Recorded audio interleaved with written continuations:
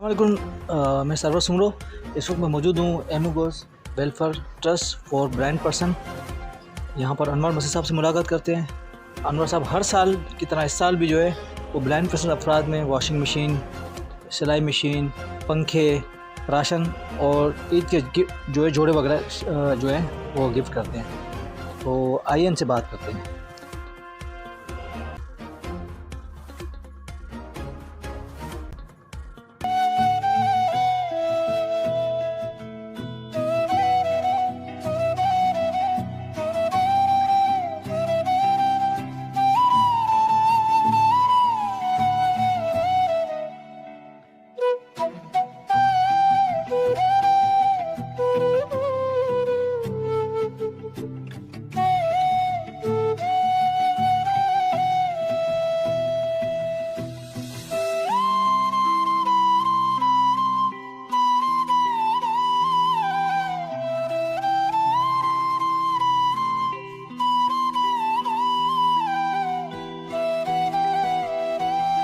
देखिए, ईद की खुशियाँ सही मानों में आपको मनाने का हक उस वक्त है जब आपकी वजह से लोगों के घर चेहरे खिले, लोगों के तन पर नए कपड़े हों और रोज़े में उनके पास अफ्तार राशन के हवाले से कोई प्रॉब्लम ना हो।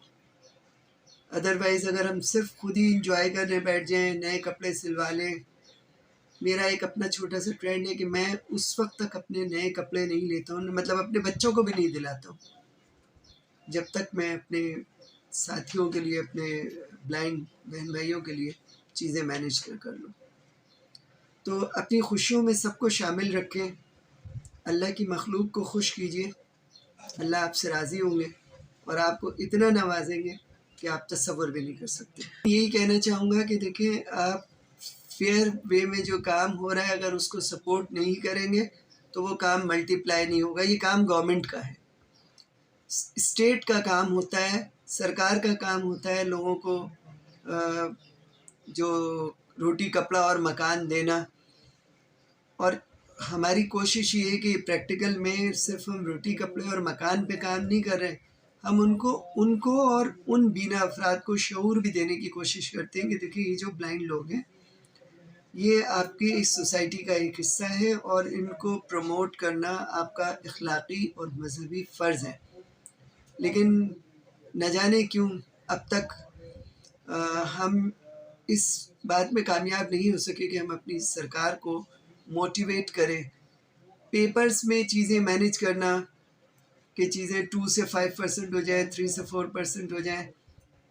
आप यकीन करें, आज भी आपको ब्लाइंड धरने देते हुए, आज भी आपको ब्लाइंड कोर्टों में रुलते हुए नज़र आएंगे अपने रोज़गार के लिए, अपनी माश के लिए। क्यों? अगर सरकार उनके सर पे हाथ रखे तो किसी को कोई शौक़ नहीं है कि वो अदालतों के धक्के खाए और धरने दे या जो है वो अदर मीन्स इस्तेमाल करे। हम पाकिस्तान को इस वक्त जितनी दुआओं की ज़रूरत है, जो इस वक्त हालात हैं मुआशी तौर पे, सियासी तौर पे और हर एतबार से आप देख लें, बहुत दुआओं की ज़रूरत है। तो आप इन सिर्फ स्पेशल पर्सन्स का नहीं, एज जनरल भी जो मजबूर लोग हैं, जो मतलब अपनी खुददारी में कुछ कह भी नहीं सकते और सिसकते रहते हैं, अपने आप के अंदर वो प्रॉब्लमेटिक लाइफ गुजार रहे हैं, उनका हाथ थामे इससे पहले कि बहुत देर हो और अल्लाह रब्बुल इज़्ज़त की ज़ात नाराज़ हो, जो कि हमें इस वक्त उसकी खुशनुदी की बहुत ज़्यादा ज़रूरत है। और हमारी दुआ है कि अल्लाह ताला हमारे मुल्क को दिन दोगुनी रात चौगुनी तरक्की अता फरमाए और इन तमाम मसाइल से जिसमें वो ये मुल्क घिरा हुआ है, आज़ाद करे।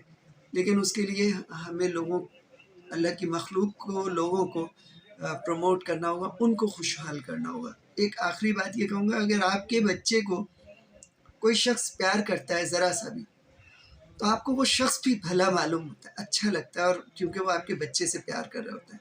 तो हमारे जो परवरदिगार हैं, अगर हम उनकी मखलूक से प्यार करेंगे तो सोचिए कि वो हमसे कितना खुश होंगे। शुक्रिया।